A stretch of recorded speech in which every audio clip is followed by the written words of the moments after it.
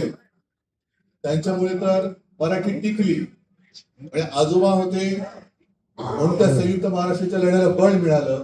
संयुक्त महाराष्ट्रामध्ये मुंबई महाराष्ट्राने मिळवली, त्याच्यात माझे आजोबा सहभागी होते. त्याच्यानंतर मुंबई ही महाराष्ट्राकडे राहिली पाहिजे, मराठी माणूस टिकला पाहिजे म्हणून शिवसेना प्रमुखांनी शिवसेना जन्माला दिली. आता त्या शिवसेनेची धुरा मी तुमच्या सगळ्यांच्या साथीने सोबतीने मी पुढे नेतोय. आणि एक विचार करा, एखाद्याला उमेदवारी नाही दिली तर तो जाऊ शकतो भाजपात. पण तुम्हाला काय वाटतं, सगळ्या गोष्टी माझ्या मनासारख्या होतात? मला वाटत असेल, मला नाही का वाटत कोणाला तिकीट द्यावं, कोणती जागा मला पाहिजे. पण सगळ्या गोष्टी जर पक्षप्रमुखाच्या मनासारख्या होत नाहीत आणि त्या नाही झाल्या तर पक्षप्रमुख भाजपात जाऊ शकतो का? आज कोणाविरुद्ध आपण लढतो आहोत ते पहिलं लक्षात घ्या,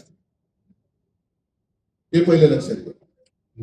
आणि त्यावेळेला जी तुम्हाला इतिहास सांगत होतो की मोरारजी देसाईंनी गोळीबार केला, त्याच्यामध्ये 107 जणांचं बलिदान झालं. 107 हे रेकॉर्डवरती आहे. पण त्यावेळेला एक त्या मी नेहमी किंवा अनेकदा सांगितले, एक पत्रकार बाई आल्या होत्या परदेशी, ताया झिंकीन नावाच्या, आणि त्यांनी एक पुस्तक लिहिले, ते माझ्याकडे आहे, रिपोर्टिंग इंडिया. त्याच्यात त्यांनी म्हटलं, लिहून ठेवलेलं आहे की त्यांनी एका जेव्हा हॉस्पिटलमध्ये शवागाराला भेट दिली तेव्हा किमान 200 ते 250 रेत त्यांच्या समोर पडली होती, त्यांची रेकॉर्डच नाही.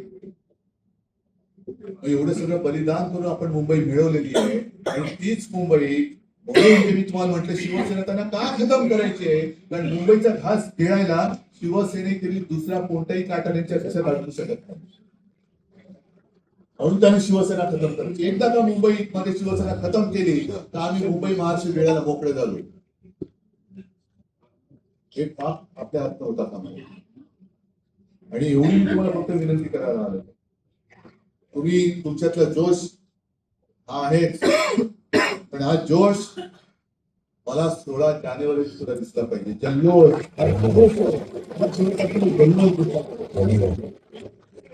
आणि मी आता इथून जाणारे घरी, आता घरीच जातो, दुसरीकडे काय जात नाही.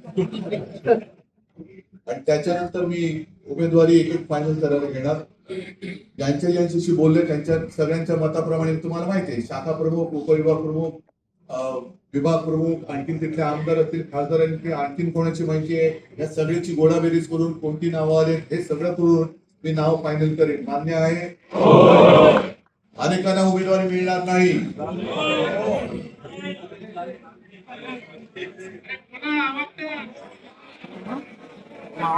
तुमचा वॉर्ड मला सोडावा लागेल.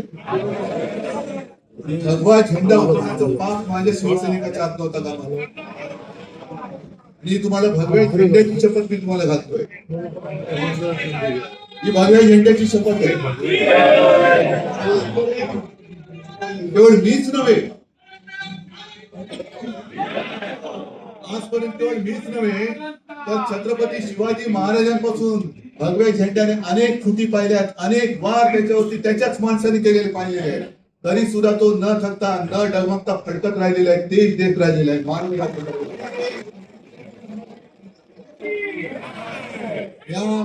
कदाचित नियतीची इच्छा असेल, नियतीची इच्छा असेल, नियती सुद्धा निवडताना मर्दाला निवडते, नामर्दाला निवडत नाही. आज जसं मी थोडस इथे मात्र घमिंडीने बोलेन की महाराष्ट्र धर्माचं रक्षण फक्त शिवसेनाच करू शकतो.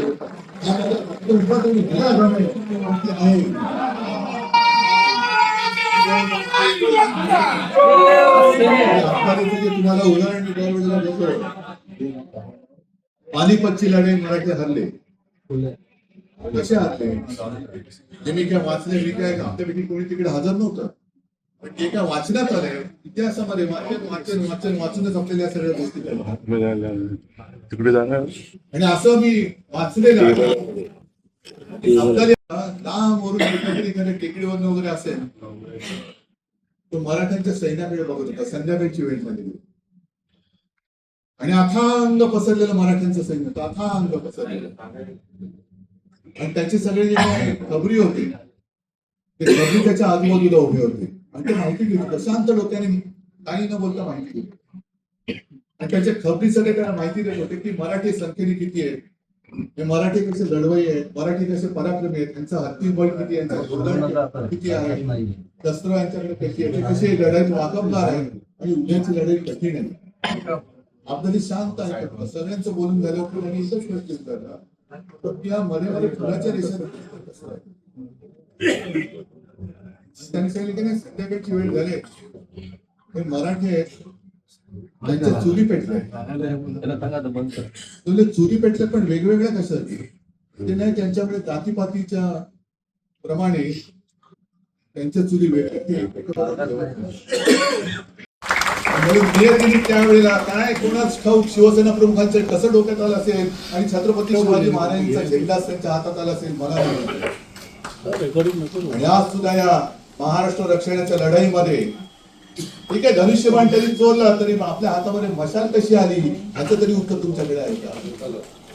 की मशाल आपल्या हातातला भगवा हीच आपली मशाल आहे आणि या मशालीशी, मराठी मातीशी आणि मराठी आईशी कृपा करा, गद्दारी करू नका. तिच्या खुशीवरती वार करण्याचं पाप निदान शिवसेना प्रमुखांची शिवसेनेत तरी करू नये, एवढीच माझी तुम्हाला विनंती आहे.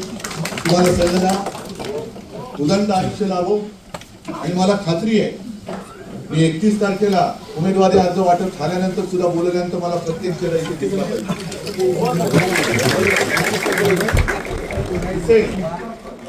याची खात्री बाळगतो. सगळ्यांना शुभेच्छा देतो. जय हिंद, जय. पण तुरीचं बीज इकडे खडकावती फिरकावलं तरी ते रुजतं आणि असं फोकावतं की पाहता पाहता तमाम दौलत तबाह करून टाकतं. आपल्याला पुन्हा तोच अनुभव घ्यायचा आणि आपल्या डोळ्यात देखत आपलं आयुष्य आणि त्या सगळ्या हुतात्म्याने बलिदान करून रक्त सांडून मिळवलेली मुंबई, हे 2 गुजराती, होय मी त्यांना मुद्दामून म्हणतोय, हे 2 गुजराती हे आपल्याला गिळायला निघाले. आणि तरी देखील जर का आपण आपल्या व्यक्तिगत महत्वाकांक्षा ठेवून तुझं माझं करत मुंबई त्यांना आंदण देणार असू, तर माझं म्हणणं की लढाई न लढलेलं बरं. दुफडी करून खाण्यापेक्षा त्यांना तुम्ही केकवॉक द्या. आणि मला तुमच्यापैकी एक सुद्धा माणूस फुटता कामा नये. कारण तुम्ही जर माझ्या खुर्चीत बसून बघा, मी हे तुमच्याशी आगतिकते नाही बोलत आहे, आगतिक होऊन तुमच्याशी मी बोलत नाहीये, पण माझ्या खुर्चीत बसून तुम्ही बघा, तुमच्या समोर मी 2-4 माणसांचं तुम्ही निवडायचं, तुमच्या वार्डातले माणसं निवडून दाखवा मला. 4 माणसांपैकी एक व्यक्ती तिला उमेदवारी तुम्ही देऊन दाखवा, मला मान्य आहे. मला 227 लोकांची निवड करायची. मला नाशिक आहे, पुणे आहे, ठाणे आहे. आणि वाईटपणा मी घेतोच ना. मी प्रत्येकाला सांगतो, सगळ्या प्रमुखांना सांगतो की तुम्ही वाईटपणा नका घेऊ, मी घेतो वाईटपणा.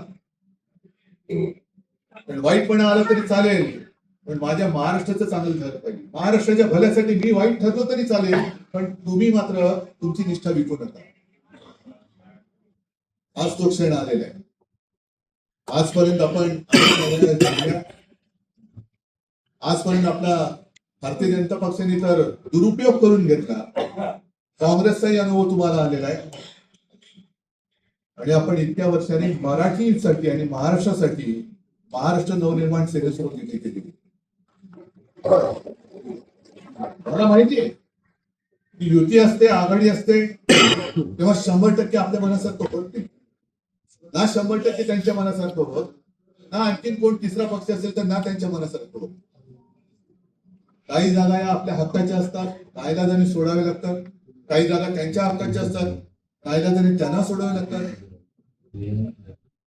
पण प्रत्येक वेळेला काय असतं, युती करायची की नाही,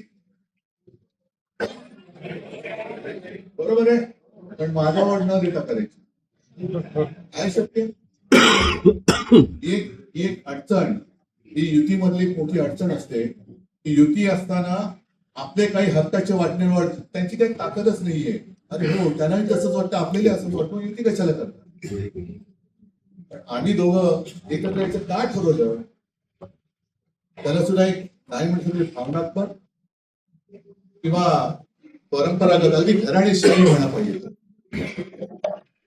या संयुक्त महाराष्ट्राच्या लढ्याशी भाजपचा किंवा तेव्हा तत्कालीन जनसंघाचा काळी मात्र संबंध नव्हता. मुंबई ही गुजरातला हवी होती म्हणून तो संघर्ष झाला होता. हे किती जण तुम्हाला माहिती आहे. मोरारजी देसाई नावाचा नरराक्षक तेव्हा इथे मुख्यमंत्री होता आणि द्विभाषिक हे पेटलं आचार्य आत्रे आणि त्याच्यामध्ये जे 5 पहिले नेते होते त्याच्यात माझे आजोबा प्रबोधनकार ठाकरे होते. त्यांच्यामुळे तर मराठी टिकली. म्हणजे आजोबा होते म्हणून त्या संयुक्त महाराष्ट्राच्या लढ्याला बळ मिळालं. संयुक्त महाराष्ट्रामध्ये मुंबई महाराष्ट्राने मिळवली, त्याच्यात माझे आजोबा सहभागी होते. त्याच्यानंतर मुंबई ही महाराष्ट्राकडे राहिली पाहिजे, मराठी माणूस टिकला पाहिजे म्हणून शिवसेना प्रमुखांनी शिवसेना जन्माला दिली. आता त्या शिवसेनेची धुरा मी तुमच्या सगळ्यांच्या साथीने सोबतीने मी पुढे नेतोय. आणि एक विचार करा, एखाद्याला उमेदवारी नाही दिली तर तो जाऊ शकतो भाजपात, पण तुम्हाला काय वाटतं सगळ्या गोष्टी माझ्या मनासारख्या होतात? मला वाटत असेल, मला नाही का वाटत कोणाला तिकीट द्यावं, कोणती जागा मला पाहिजे, पण सगळ्या गोष्टी जर पक्षप्रमुखाच्या मनासारख्या होत नाहीत आणि त्या नाही झाल्या तर पक्षप्रमुख भाजपात जाऊ शकतो का? आज कोणाविरुद्ध आपण लढतो आहोत ते पहिलं लक्षात घ्या, ते पहिलं लक्षात घ्या. आणि त्यावेळेला जी तुम्हाला इतिहास सांगत होतो की मोरारजी देसाईंनी गोळीबार केला, त्याच्यामध्ये 107 जणांचं बलिदान झालं. 107 हे रेकॉर्डवरती आहे. पण त्यावेळेला एक त्या मी नेहमी किंवा अनेकदा सांगितले, एक पत्रकार बाई आल्या होत्या परदेशी, ताया झिंकिन नावाच्या, आणि त्यांनी एक पुस्तक लिहिले, ते माझ्याकडे आहे, रिपोर्टिंग इंडिया. त्याच्यात त्यांनी म्हटलं, लिहून ठेवलेलं आहे की त्यांनी एका जेव्हा हॉस्पिटलमध्ये शवागाराला भेट दिली तेव्हा किमान 200 ते 250 रेत त्यांच्या समोर पडली होती, त्यांची रेकॉर्डच नाही. एवढं सगळं बलिदान करून आपण मुंबई मिळवलेली आहे. आणि तीच मुंबई, म्हणून मी तुम्हाला म्हटलं शिवसेना त्यांना का खतम करायची आहे, कारण मुंबईचा घास गिळायला शिवसेनेतील दुसरा कोणताही काटा त्यांच्या कशात अडकू शकत नाही. म्हणून त्यांनी शिवसेना खतम करायची. एकदा का मुंबईमध्ये शिवसेना खतम केली तर आम्ही मुंबई महाराष्ट्र गिळायला मोकळे झालो. हे पाप आपल्या हात नव्हता कामा. आणि एवढी मी तुम्हाला फक्त विनंती करायला आलो, तुम्ही तुमच्यातला जोश हा आहेच, पण हा जोश मला 16 जानेवारी सुद्धा दिसला पाहिजे. जल्लोष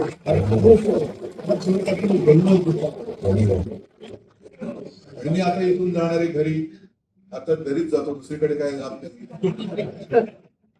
आणि त्याच्यानंतर मी उमेदवारी एक फायनल करायला घेणार. ज्यांच्याशी बोलले त्यांच्या सगळ्यांच्या मताप्रमाणे तुम्हाला माहिती आहे, शाखा प्रमुख, उपविभाग प्रमुख, विभाग प्रमुख, आणखीन तिथले आमदार असतील, खासदारांची आणखीन कोणाची माहिती आहे, या सगळ्याची गोळाबेरीज करून कोणती नावं आले हे सगळं करून मी नाव फायनल करेन. मान्य आहे? अनेकांना उमेदवारी मिळणार नाही.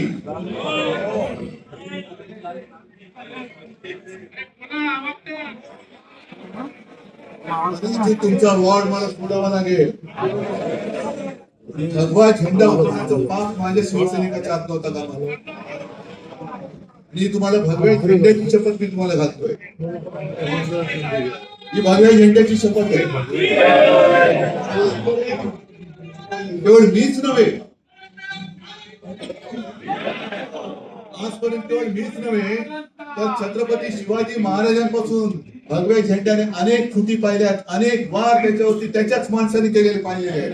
तरी सुद्धा तो न थकता न डगमगता फडकत राहिलेला आहे, तेज देत राहिलेला आहे. मानवी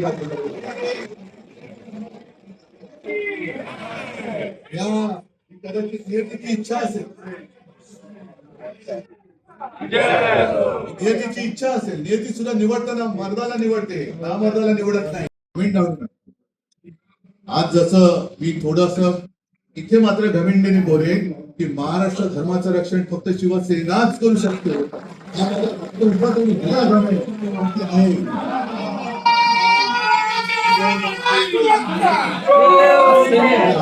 तुम्हाला उदाहरण देतो, पानिपतची लढाई मराठी हरले. कसे हरले हे मी काय वाचले, मी काय आमच्यापैकी कोणी तिकडे हजर नव्हतं, पण ते काय वाचण्यात आलंय इतिहासामध्ये. वाचूनच आपल्याला या सगळ्या गोष्टी तिकडे जाणार. आणि असं मी वाचलेलं आहे. पण तुळीचं बीज इकडे खडकावरती फिरकावलं तरी ते रुजतं आणि असं फोफावतं की पाहता पाहता तमाम दौलत तबाह करून टाकतं. आपल्याला पुन्हा तोच अनुभव घ्यायचा. अरे आपल्या डोळ्यात देखत आपलं आयुष्य आणि त्या सगळ्या हुतात्म्याने बलिदान करून रक्त सांडून मिळवलेली मुंबई हे दोन गुजराती होय, मी त्यांना मुद्दामून म्हणतोय, हे दोन गुजराती हे आपल्याला गिळायला निघाले. आणि तरी देखील जर का आपण आपल्या व्यक्तिगत महत्वाकांक्षा घेऊन तुझं माझं करत मुंबई त्यांना आंदोलन देणार असू, तर माझं म्हणणं की लढाई न लढलेलं बरं. दुफडी करून म्हणण्यापेक्षा त्यांना तुम्ही केकवॉक द्या. आणि मला तुमच्यापैकी एक सुद्धा माणूस फुटता कामा नये. कारण तुम्ही जरा माझ्या खुर्चीत बसून बघा, मी हे तुमच्याशी आगतिकते नाही बोलत आहे,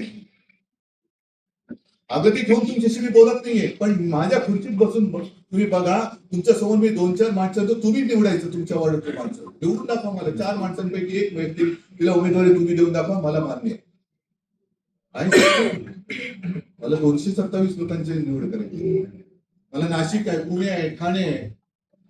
आणि वाईटपणा मी घेतोच ना. मी प्रत्येकाला सांगतो, सगळ्या नगरसेवक प्रमुखांना सांगतो की तुम्ही वाईटपणा नका घेऊ, मी घेतो वाईटपणा. पण वाईटपणा आला तरी चालेल, पण माझ्या महाराष्ट्राचं चांगलं झालं पाहिजे. महाराष्ट्राच्या भल्यासाठी मी वाईट ठरलो तरी चालेल, पण तुम्ही मात्र तुमची निष्ठा विकू नका. आज तो क्षण आलेला आहे. आजपर्यंत आपला भारतीय जनता पक्षाने तर दुरुपयोग करून घेतला. काँग्रेसचाही अनुभव तुम्हाला आलेला आहे. आणि आपण इतक्या वर्षांनी मराठीसाठी आणि महाराष्ट्रासाठी महाराष्ट्र नवनिर्माण सेनेसोबत युती केली. मला माहिती आहे की युती असते, आघाडी असते, तेव्हा 100% आपल्या मनासारखं होत नाही ना. 100% त्यांच्या मनासारखं होत ना. आणखीन कोण तिसरा पक्ष असेल तर ना त्यांच्या मनासारखं होत. काही जागा या आपल्या हक्काच्या असतात, नाईलाजाने सोडावे लागतात. काही जागा त्यांच्या हक्काच्या असतात, नाईलाजाने त्यांना सोडावे लागतात. पण प्रत्येक वेळेला काय असतं, युती करायची की नाही, बरोबर आहे, पण माझ्यावर न देता करायची. काय शक्य? एक अडचण ही युतीमधली मोठी अडचण असते की युती असताना आपले काही हक्काचे वाटण्यावर त्यांची काही ताकदच नाहीये. अरे हो, त्यांनाही तसंच वाटतं, आपल्याला असंच वाटतं, युती कशाला करतात. आम्ही दोघं एकत्र यायचं काय ठरवलं, त्याला सुद्धा एक नाही म्हटलं भावनात्मक किंवा परंपरागत अगदी घराणेशाही म्हणा पाहिजे. या संयुक्त महाराष्ट्राच्या लढ्याशी भाजपचा किंवा तेव्हा तत्कालीन जनसंघाचा काही मात्र संबंध नव्हता. मुंबई ही गुजरातला हवी होती म्हणून तो संघर्ष झाला होता. हे किती जण तुम्हाला माहिती आहे. मोरारजी देसाई नावाचा नरराक्षक तेव्हा इथे मुख्यमंत्री होता आणि द्विभाषिक हे पेटलं आचार्य आपले. आणि त्याच्यामध्ये जे 5 पहिले नेते होते त्याच्यात माझे आजोबा प्रबोधनकार ठाकरे होते. आज जसं मी थोडस इथे मात्र घमेंडीने बोलेन की महाराष्ट्र धर्माचं रक्षण फक्त शिवसेनाच करू शकते.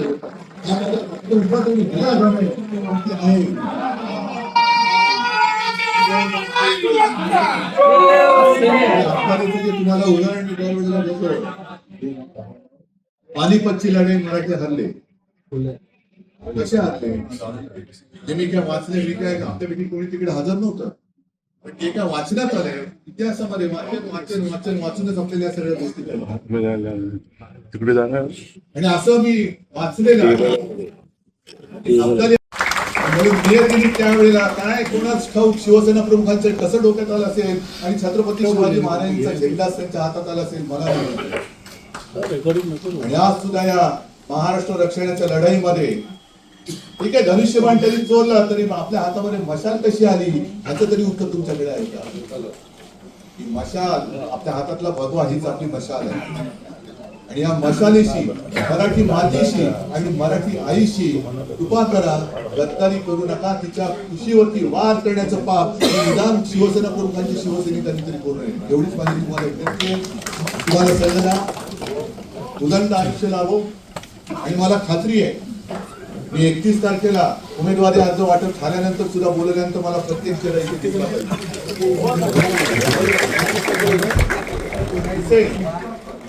त्याची खात्री बाळगतो.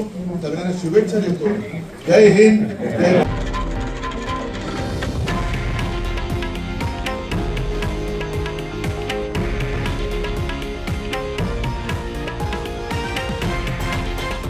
आहे देशातील नंबर 1 न्यूज नेटवर्क आणि आपण पाहत आहात TV9 मराठी, एकमेव.